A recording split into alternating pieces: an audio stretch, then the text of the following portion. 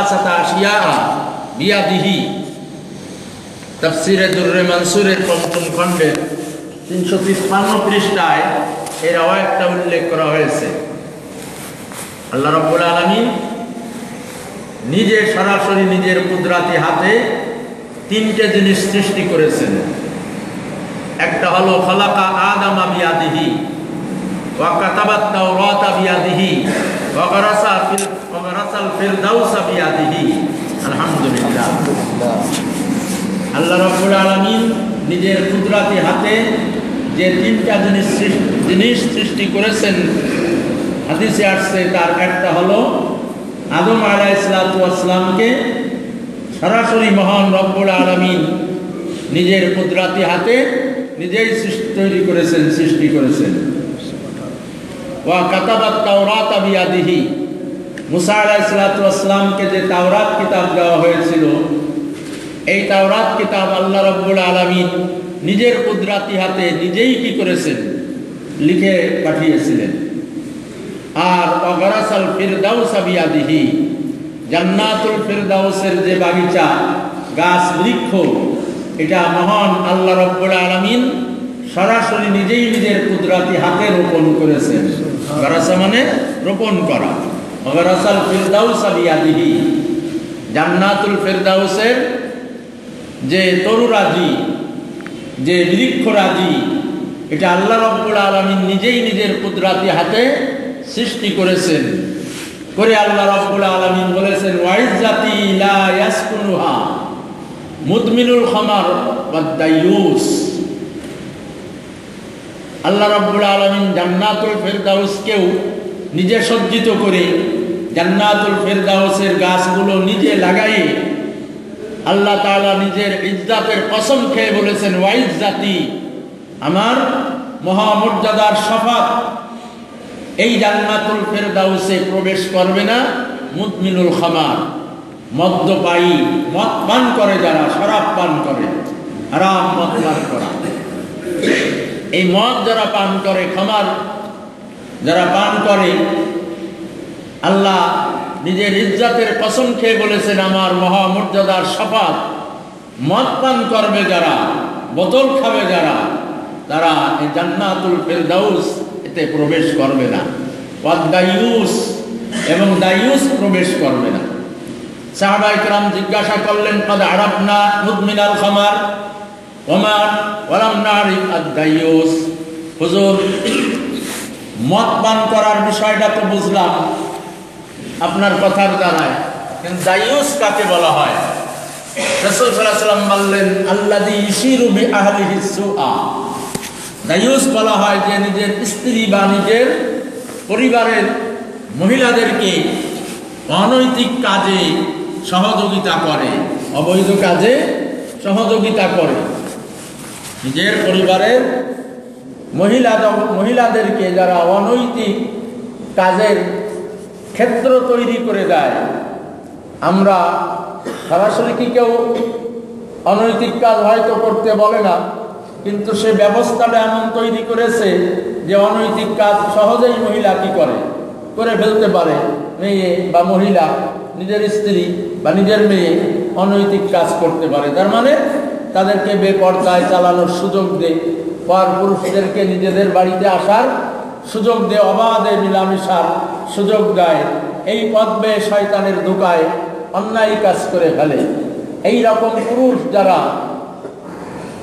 নিজেদের স্ত্রী বা মেয়েদেরকে অন্যায় অবৈধ কাজ করার ব্যবস্থা তৈরি করে দেয়, বা ব্যবস্থা তৈরি হয়ে যায় যাদের গাফলাতির কারণে, বেখবরির কারণে, উদাসীনতার কারণে, এদেরকে বলা হয় দায়ুস।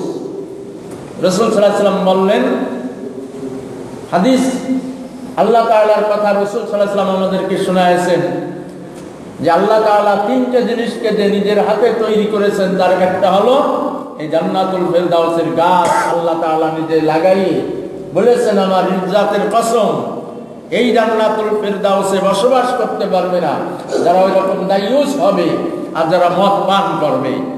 আল্লাহ তাআলা আমাদের সকলকে এ জাতীয় অন্যায় অপরাধ থেকে মদ পান করা মানে যে মদ সরাসরি পান করেছে সেই যে এই অপরাধী তা না।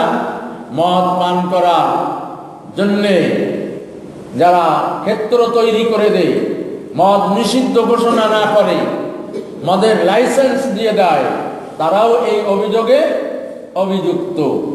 মদের সাথে সংশ্লিষ্ট যারা, তারাও মদ পান করার অপরাধে অপরাধী। অন্য হাদিসে আসছে মদের সাথে সংশ্লিষ্ট যারা, মদ তৈরি করে যারা, বিক্রি করে যারা, বিক্রি করার পরিবেশ তৈরি করে যারা, আসের মুরসির হামেল, মদ যারা কি করে মানে বহন করে বাজারে বিক্রি করে আর মানুষ কিনে কিনে খায়, এর সবগুলোই আল্লাহ রসুল সাল্লাল্লাহু আলাইহি সাল্লামের লানাত প্রাপ্ত। আল্লাহ রসুল বলেছেন, আল্লাহ লানাত করেছেন তাদেরকে। যাই হোক, তো ওই হাদিসে যে তিনটা জিনিসের কথা বলা হলো তার একটাই হলো আদম। সেটাই এখানকার বিষয়, যে ইবলিস যখন আদমকে সিজদা করতে অস্বীকৃতি জানালো, অবজ্ঞা করলো আল্লাহর হুকুমকে, তখন আল্লাহ তাআলা ইবলিসের সামনে ওই কথাটাই বলেছিলেন যে আমি স্বয়ং নিজে কুদরতি হাতে যে আদমকে মানে তৈরি করলাম আর তোমাকে সিজদা করতে বললাম, তুমি তাকে সিজদা করলে না কেন? ওই ফিয়ার যখন চাওয়া হলো ইবলিসের কাছে, তখন ইবলিস আল্লাহ রাব্বুল আলামিনের সঙ্গে দৃষ্টতামূলক কথা বলেছিল। ইবলিস বলেছিল, আসজুদু লিমান খালাকতাহু তিনা, যাকে আপনি মাটি দিয়ে তৈরি করলেন, মাটির থেকে সৃষ্টি করলেন, সে নিকৃষ্ট, আর আমি হলো আগুন দ্বারা তৈরি করেছেন আমাকে, আমি উৎকৃষ্ট হয়ে নিকৃষ্ট, কে কেন সিজদা করব? এরকম বিধান তো আপনি দিতে পারেন না, এরকম বিধান তো আপনি দিতে পারেন না। আপনি খালাকতাহু মিন তিন ওয়া খালাকতানি মিন নার, আমাকে আগুন দিয়ে তৈরি করেছেন, আমার মাথা থাকবে উপরের দিক। আদমকে তৈরি করেছেন মাটি দিয়ে, তার মাথা থাকবে নিচের দিক। কেন আমি আগুনের সৃষ্টি, আমাকে কেন মাটির সৃষ্টিকে সিজদা করতে বললেন? আল্লাহ রাব্বুল আলামিন ইবলিসের এই দৃষ্টান্তমূলক, ধৃষ্টতামূলক, অবাধ্যতামূলক কথা শোনার পর আল্লাহ রাব্বুল আলামিন বললেন যে তুমি কি আমার সঙ্গে বিতর্ক করতে চাও? আস্তাকবারতা, তুমি কি নিজেকে বড় কিছু ভাবো? উখরুজ মিনহা, বাহির হয়ে যাও আমার এই বেহেশত জগৎ থেকে, আমার এই আসমান জগৎ থেকে তুমি বাহির হয়ে চলে যাও। ফাইন্না আলাইকা লানাতি ইলা ইয়াউমিদ্দিন, তোর পরে আমার লানাত, অভিশাপ কিয়ামত পর্যন্ত চলতে থাকবে। ফাইন্নাকা রাজিম, তুই পথভ্রষ্ট, তুই অভিশপ্ত, তুই ধিক্কৃত, নিন্দনীয়, তুই চলে যা। মিনাস সাগিরিন, তুই তাদের অন্তর্ভুক্ত যারা নিজেকেই নিজে অপমান করে, যারা অপমান করে তুই তাদের অন্তর্ভুক্ত। আল্লাহ রাব্বুল আলামিন যখন ইবলিসকে এভাবে ধমক দিলেন, রাগ প্রকাশ করলেন, আল্লাহ তাআলা বাহির হয়ে যেতে বললেন, তখন ইবলিস আল্লাহর কাছে আর একটা আপিল করলো যে ঠিক আছে, হাবিমা আবওয়াইতানি, যখন আপনি আমাকে এখান থেকে বিতাড়িতই করে দিচ্ছেন, তাহলে আমি একটা সুযোগ আপনার কাছে চাই। আমাকে একটু প্রলম্ব হায়াত দিতে হবে, আমাকে দীর্ঘ আয়ু করে দিতে হবে, দীর্ঘদিন আমাকে বেঁচে থাকার সুযোগ দিতে হবে। রব্বি আনজিরনি ইলা ইয়াউমিল ইবআসুন, কিয়ামত পর্যন্ত, কিয়ামত সংঘটিত হওয়া পর্যন্ত আল্লাহ আমাকে আপনি একটু অবকাশ দিবেন। আল্লাহ রাব্বুল আলামিন বললেন ঠিক আছে, ইন্নাকা মিনাল মুনজারিন, সম্পূর্ণ সূরায় আছে ইন্নাকা মিনাল মুনজারিন, তোমাকে অবকাশ দেওয়া হলো, তোমাকে অবকাশ দেওয়া হলো। আল্লাহ রাব্বুল আলামিন ইবলিসকে বললেন তোমাকে অবকাশ দেওয়া হলো, তুমি এখান থেকে বাহির হয়ে চলে যাও, সময় দেওয়া হলো। ইবলিস তখন আরেকটু চড়া মাত্রায় আল্লাহ রাব্বুল আলামিনের সঙ্গে একটা চ্যালেঞ্জ করে ফেলল। চ্যালেঞ্জ কি? যে ফাবিমা আগওয়াইতানি লাআকউদান্না সিরাতাকাল মুস্তাকিম, যখন আমাকে ধিক্কার দিয়ে আপনার দরবার থেকে অভিশপ্ত ঘোষণা করে বাহির করে দিলেন, আমি বাহির হয়ে চলে যাব এবং আপনার কাছে হায়াত ভিক্ষা চালাম, আপনি হায়াতও দিয়ে দিলেন, এই হায়াতকে ব্যবহার করব তার বিপক্ষে, যাকে সিজদা না দেওয়ার কারণে তার এবং তার পূর্বপুরুষদের জন্য, মানে পরবর্তী পুরুষদের জন্য, মানে তার এবং তার আওলাদদের পিছনে ব্যয় করব। এই হায়াতটা যে আদম এবং আদমের আওলাদের কারণে আমাকে বহিষ্কৃত হতে হলো, যে আদমকে সিজদা না দেওয়ার কারণে আমাকে বহিষ্কৃত হতে হলো অভিশপ্ত হয়ে, সেই আদম এবং আদমের সন্তানদের পিছনে আমার এই দীর্ঘ হায়াত আমি ব্যয় করব। উপকার করার জন্যে, উপকার করার জন্য ব্যয় করার কথা কেউ বলে? আদমের জন্য আমি বাহির হলাম, ধিক্কৃত হলাম, সে আদমকে ক্ষতি করার জন্যই তো।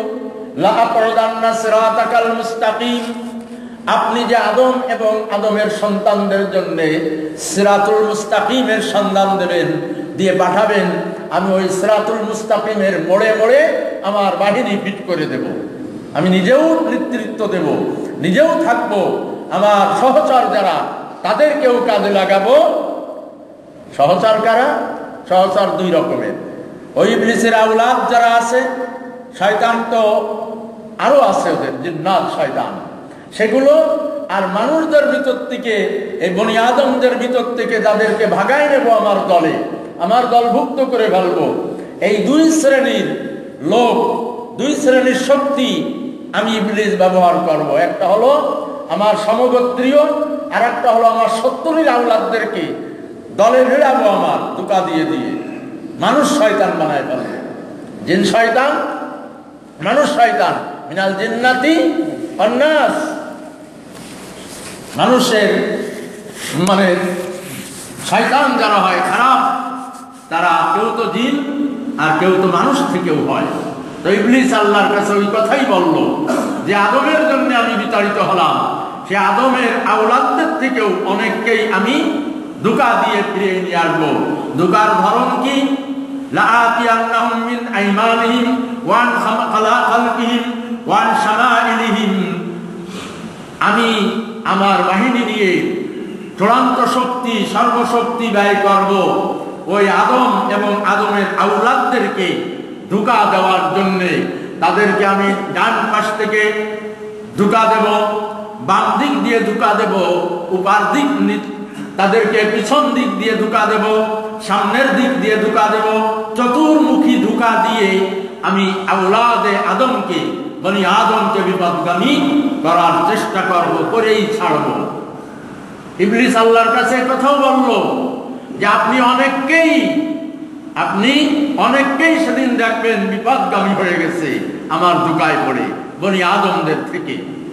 আল্লাহ রাব্বুল আলামিন বললেন, আল্লাহ চূড়ান্ত ভাবে বলে দিলেন, যা তোর অশ্ববাহিনী, তোর পদাতিক বাহিনী, অশ্ববাহিনী যা কিছু আছে, যত শক্তি আছে, তা নিয়ে তুই ধোঁকা দিবি, ধোঁকা দেওয়ার কাজে লেগে যা।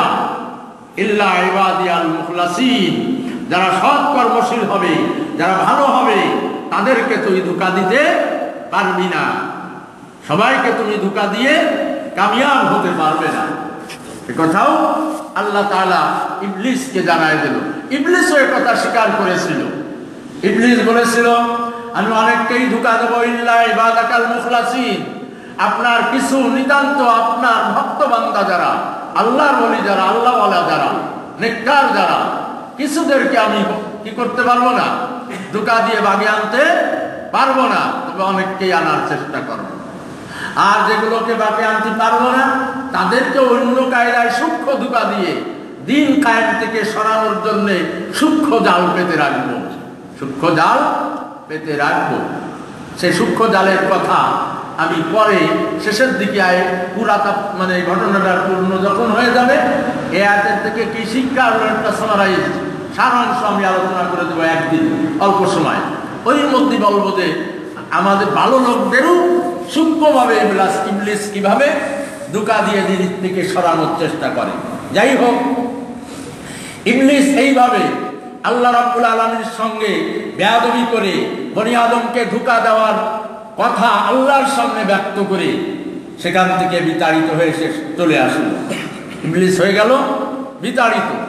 এখান থেকে দুটো গ্রুপ তৈরি হয়ে গেছে। এখান থেকেই দুটো দল তৈরি হয়ে গেছে। আল্লাহর খেলাফত, ওই যে আমি সেদিন বলেছিলাম ইবলিস চাইছিল এই পৃথিবীর নেতৃত্ব দেবে সে। আদমকে যখন নেতৃত্ব দেওয়ার কথা আল্লাহ ঘোষণা করলেন, ইবলিসের মাথা খারাপ হয়ে গেল, ইবলিসের মাথা খারাপ হয়ে গেল। আর সেখান থেকেই সে আদমের বিরোধিতা শুরু করলো, সর্বশেষ সিজদাও করলো না। ওখান থেকে দুটো গ্রুপ হয়ে গেল, একটা হলো ইবলিসের গ্রুপ আর একটা হলো আদমের গ্রুপ। আদম আলাইহিস সালামের আনিত প্রাপ্ত যে খেলাফত, এইটাকে যারা বাস্তবায়ন করবে আল্লাহর হুকুম অনুযায়ী, তারা হলো আদম গ্রুপ। আর যারা ইবলিসের মনোরঞ্জন করবে, আল্লাহর হুকুম বাস্তবায়নের খেলাফ করবে, তারা হলো ইবলিস গ্রুপ। এই ইবলিস একটা গ্রুপ হয়ে গেল, ইবলিস একটা শক্তি হয়ে দাঁড়ালো আদমের বিপক্ষে। আদমের বিপক্ষ একটা শক্তি, এর শক্তি হয়ে আবির্ভূত হলো কে? ইবলিস এবং তার সহচররা। আর অপর পক্ষে আল্লাহর পক্ষের দল হিজবুল্লাহ, এরা তৈরি হলো আদম এবং যারা সৎকর্মশীল। ইবলিস বিতাড়িত হয়ে গেল। হযরত আদম আলাইহিস সালাম সচক্ষে দেখলেন এবং সবকিছু শুনলেন। আল্লাহ রাব্বুল আলামিন আদমের উপস্থিতিতে ইবলিসের এই ধৃষ্টতা, এই বেয়াদবিপূর্ণ আচরণ, এটা যেটা ঘটে গেল আল্লাহর সামনে ইবলিসের থেকে, এর পুরোটাই অবলোকন করলেন কে? হযরতে আদম। দেখলেন যে ফেরেশতারা আমাকে সিজদা দিয়ে আনুগত্য প্রকাশ করলো, আমাকে যে খেলাফতের দায়িত্ব আমি এবং আমার আওলাদদেরকে আল্লাহ দেবেন, এটাই সহযোগিতার ক্ষেত্রে সর্বোচ্চ স্বীকৃতি ফেরেশতারা সিজদার মাধ্যমে দিয়েছে। আদম দেখল, ইবলিস সিজদা করলো না এবং আল্লাহর সঙ্গে বিতর্ক করে সে আল্লাহর হুকুম অমান্য করে বিতাড়িত হয়ে গেল। এই পুরো ঘটনা আদম আলাইহিস সালাম প্রত্যক্ষ করলেন, দেখলেন। ইবলিস বিতাড়িত হয়ে চলে আসলো। আল্লাহ রাব্বুল আলামিন আদম আলাইহিস সালামকে বেহেশতে চলে যেতে বললেন। অকুলনা ইয়া আদম উসকুন, সেই 35 নম্বর আয়াতে আল্লাহ তাআলা ওটাই বলতেছেন, অকুলনা ইয়া আদম উসকুন আনতা ওয়া যাওজুকাল জান্নাহ। আল্লাহ রাব্বুল আলামিন বলতেছেন, অকুলনা, আমি বলে দিলাম, আমি হুকুম দিয়ে দিলাম, বলে দিলাম, আমি বললাম, ইয়া আদামু, হে আদম, উসকুন, বসবাস করতে লাগো, আনতা, তুমি, ওয়া যাওজুকা, এবং তোমার স্ত্রী, তুমি এবং তোমার স্ত্রী। ইতিমধ্যে হযরত আদম আলাইহিস সালামের স্ত্রীকেও আল্লাহ রাব্বুল আলামিন বিশেষ পদ্ধতিতে সৃষ্টি করেছেন, যেটা আমি ওই সূরা নিসার গোড়ায় আসবে, আবার খালাকা মিনহা যাওজাহা, ওই আয়াতের ব্যাখ্যায়। যাই হোক, আল্লাহ রাব্বুল আলামিন আদমকে এবং আদম আলাইহিস সালামের স্ত্রী নাম কি? হাওয়া। আসলে শব্দ আমরা হাওয়া বলি, মূল উচ্চারণ হলো হাওয়া। হাওয়া, হে মানে হা পাওয়ার পর একটা তাসদীদ আছে, হাওয়া, হাওয়া। যা হোক, ওটা বাংলা আমাদের হাওয়াই আমরা বলি। তো আদম আলাইহিস সালাম এবং তার স্ত্রী হযরতে হাওয়া আলাইহিস সালামকে আল্লাহ রাব্বুল আলামিন বললেন যে তোমরা দুইজন এখন বেহেশতে বসবাস করো, বেহেশতে থাকতে লাগো। আকুলা মিনহা রাগাদা হাইসু শি'তুমা, কুলা মানে তোমরা দুইজন খেতে থাকবা, মিনহা ওই জান্নাত থেকে, জান্নাতুল খুলদ থেকে তোমরা ফলমূল খেতে থাকবা, রাগাদা পরিতৃপ্ত ভরে। রাগাদা মানে কি? পরিতৃপ্ত ভরে, ইচ্ছা মতো জান্নাতের ফলমূল তোমরা ভক্ষণ করবে, খেতে থাকবে। যাও, আদম এবং হাওয়াকে আল্লাহ রাব্বুল আলামিন জান্নাতে পাঠায় দিলেন, জান্নাতে বসবাস করো, ওখানে থাকো, জান্নাতে বিচরণ করো, যে ফলমূল যা কিছু জান্নাতে আমি তৈরি করে রেখেছি সবগুলো খাও, হাইসু শি'তুমা, যা ইচ্ছা তাই করো, মানে যা খেতে মনে চায়, যেখানে যেতে মনে চায়, এই জান্নাত পরিধির মধ্যে তোমরা অবস্থান করো, যেথায় খুশি সেটাই যাও, যা ইচ্ছা তাই ভোগ করো, তাই খাও।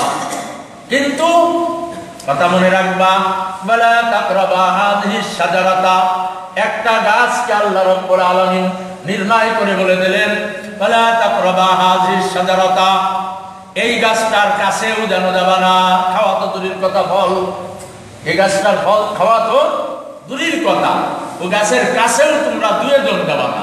তাকরাবা তাসনিয়া দ্বিবচন ব্যবহার করা হয়েছে, বলা তাকরাবা। আদম এবং হাওয়া তোমাদের স্বামী স্ত্রী, এই স্বামী স্ত্রী যে দম্পতি তোমরা জান্নাতে থাকবা, যা ইচ্ছে তাই খেতে পারো, যেটাই খুশি সেটাই যেতে পারো জান্নাতে। তবে ওই যে একটা গাছ আল্লাহ দেখাই দিয়ে বললেন, লা তাকরাবা হাযিহিশ শাজারাতা, এই গাছের কাছেও যাবা না, ফল খাওয়া তো দূরের কথা। ফাতাকুনা মিনাজ জালিমিন, যদি ওই গাছের কাছে যাও, অর্থাৎ ওই গাছের ফল যদি তোমরা ভক্ষণ করো, তাহলে আমার হুকুম লঙ্ঘন করা হয়ে যাবে। আর আমার হুকুম লঙ্ঘন করলে তোমরা নিজেরা নিজেদের পরে জুলুমকারী সাব্যস্ত হয়ে যাবে।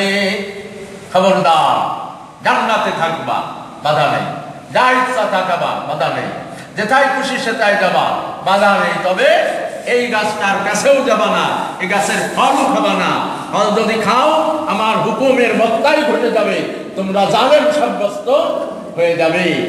খবরদার। এই গাছের কি এত সমস্যা? জান্নাত তো পবিত্র জায়গা, জান্নাতে কি কোনো দূষিত ফল গাছ থাকে? জান্নাতে কি কোনো দূষিত ফল গাছ থাকে যা খালি মানুষের রিয়াকশন হবে, শরীর খারাপ হবে, মরে যাবে, বিষাক্ত গাছ? এইরকম কোনো বিষয় নাকি? বিষয় কিছুই না। এই জন্যই ওই গাছটা কি গাছ, কিসের গাছ, ওর ফল কি, ওগুলো আমাদের দরকার না। ওটা হলো আল্লাহ রাব্বুল আলামিনের একটা বিশেষ পরীক্ষার জন্য, যেটা আমি ব্যাখ্যায় আসবে। বিশেষ পরীক্ষার জন্য আল্লাহ তাআলা একটা নিষেধ করতেই পারেন, তাই একটা গাছ দেখাই বললেন, মানে আমার হুকুম তোমাকে মানতে হবে। ইবলিস এসে যেন তোমাকে ধোঁকায় না ফেলে, তোমার ঝোঁক প্রবণতাটা কেমন হবে, ইবলিসের ধোঁকাটা কেমন হবে, এইসব বোঝানোর জন্য আল্লাহ তাআলা একটা গাছ ইচ্ছা মতন নির্ণয় করে দিলেন। গাছের যে গাছটার ফল খেতে নিষেধ করা হলো, ও গাছের বিষাক্ত গাছ, ও গাছের ফল খাওয়া স্বাস্থ্যের জন্য ক্ষতিকর, বা ওটা খারাপ গাছ, এইসব কোনো অর্থ না। আল্লাহ রাব্বুল আলামিন একটা আদেশ দেবেন আদমকে, সে আদেশটা এইভাবেই করলেন যে এই গাছের কাছেও যাবা না। মানে আল্লাহ তাআলা দেখতে চান আদম এর মধ্যে, পরীক্ষাও নিতে চান যে ইবলিসের ধোঁকা, ইবলিস তো ওই যে ইবলিস করেছে, চ্যালেঞ্জ করেছে, আদমকে ধোঁকা দেবো, আদমের সন্তানদেরকে ধোঁকা দেব, এর একটা ধরন, এর একটা কোয়ালিটি, কিভাবে ধোঁকা দেবে বিষয়টা আল্লাহ তাআলা আদমকে একটু আইডিয়া দিতে চাচ্ছিলেন।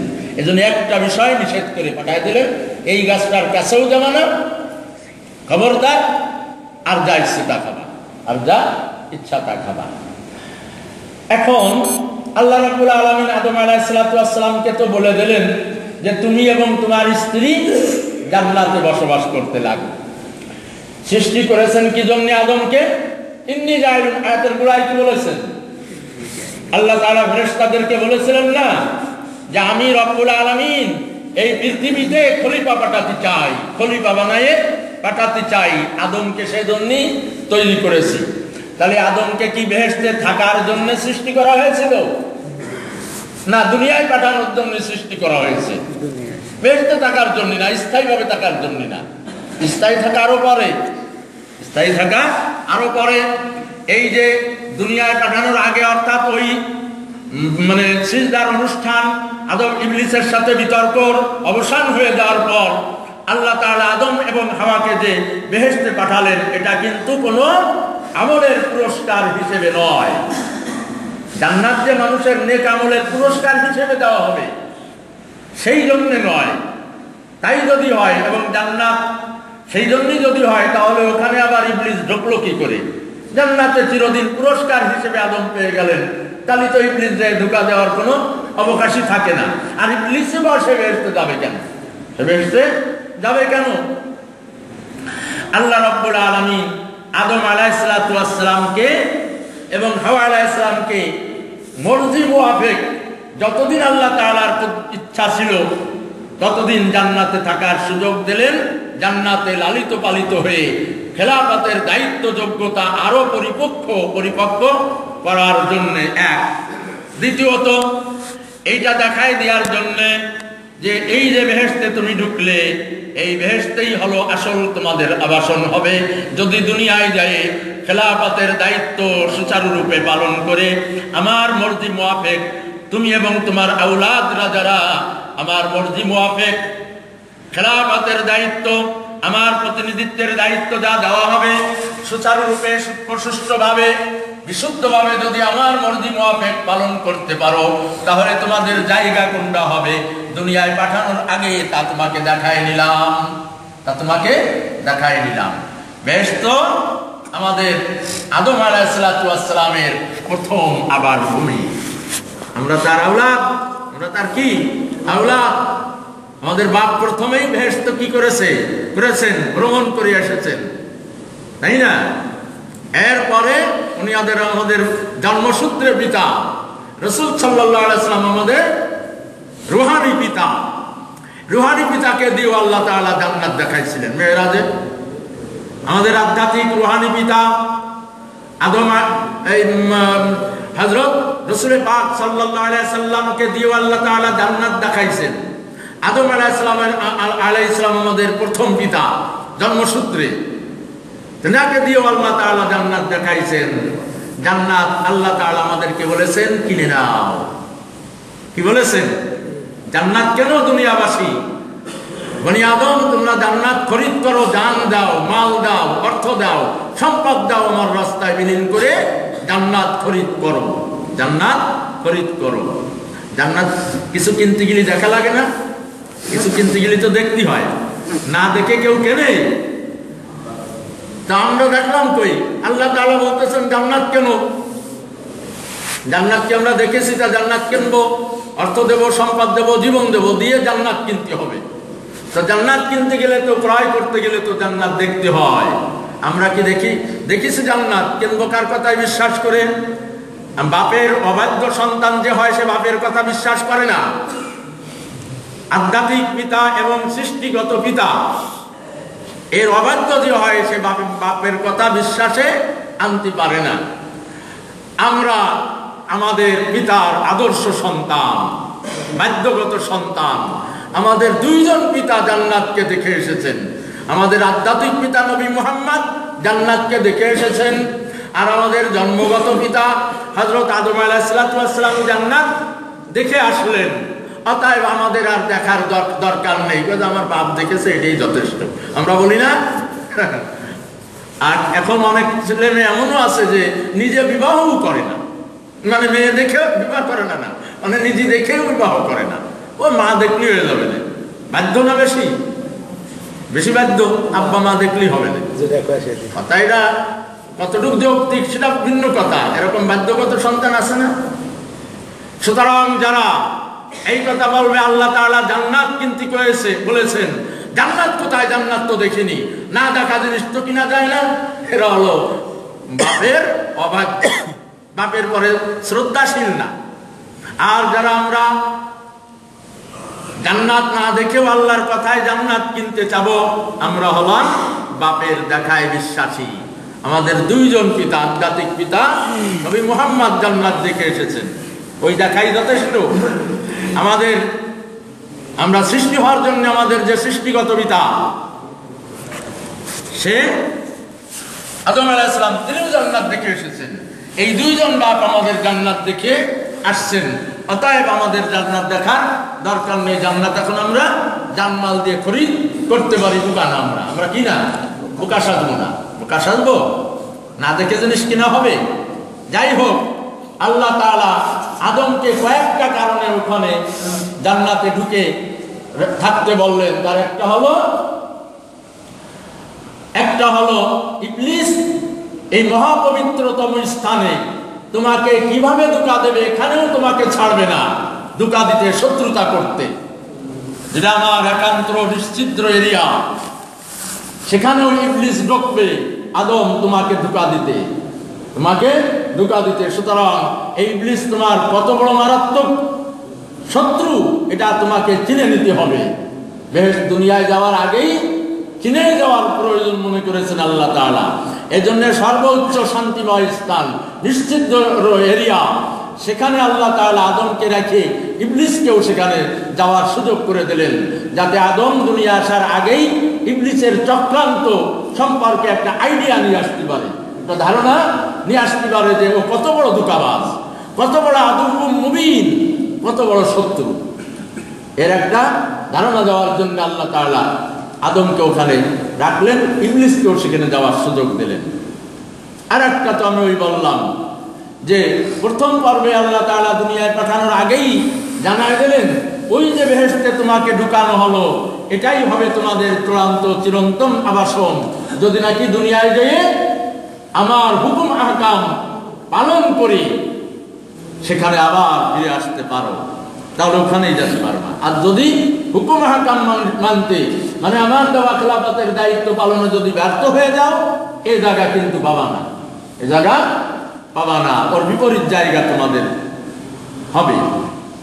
এ সকল বিষয় আদম আলাইহিসসালাতু ওয়াসসালামকে জানাই দেওয়ার জন্য আল্লাহ তাআলা আদমকে কিছুদিন বেহেশতে থাকার এবং হাওয়াকেও বেহেশতে থাকার সুযোগ আল্লাহ তাআলা করে দিলেন। এটা কোনো অবস্থাতেই কিন্তু কি না চিরদিন থাকার জন্য নয়। তাই যদি হয় তাহলে যদি চিরদিন থাকার জন্যই পাঠাই দিয়ে থাকে তাহলে আল্লাহর গোড়ার কথার সাথে এটা সাংঘর্ষিক হয়ে যাবে না? গোড়ায় তো আল্লাহ বলেছেন আমি পৃথিবীতেই তাদেরকে আবাদ করার জন্য আমার হুকুম বাস্তবায়ন করার জন্য পাঠাতে চাই। অতএব আদমকে আসতেই হবে পৃথিবীতে, আদমকে এই পৃথিবীতে আসতেই হবে। তার আগে একটা স্টেশন, একটা সময় ওখানে আল্লাহ ওনাকে কাটাতে বলেছিলেন, কাটানোর সুযোগ দিয়েছিলেন। আদম আলাইহিসসালাতু ওয়াসসালাম এবং হযরতে হাওয়া আলাইহিসসালাতু ওয়াসসালাম বেহেশতে প্রবেশ করলেন, বেহেশতে প্রবেশ করলেন, জান্নাতি লিবাসে ভূষিত হয়ে গেলেন, জান্নাতি রিজিক জান্নাতি ফলমূল খেতে লাগলেন। আল্লাহ রাব্বুল আলামিন যতদিন ইচ্ছা ততদিন ওখানে আদম হাওয়াকে রাখবেন, এটাই ছিল আল্লাহর মর্জি। তারপরে যখন আল্লাহ তাআলার মর্জি হবে, যখন আল্লাহ রাব্বুল আলামিন ইচ্ছা করবেন যে এখন আদমকে জগতে পাঠাই দিতে হবে এই জগৎ আবাদ করার জন্য, তাই দেবেন।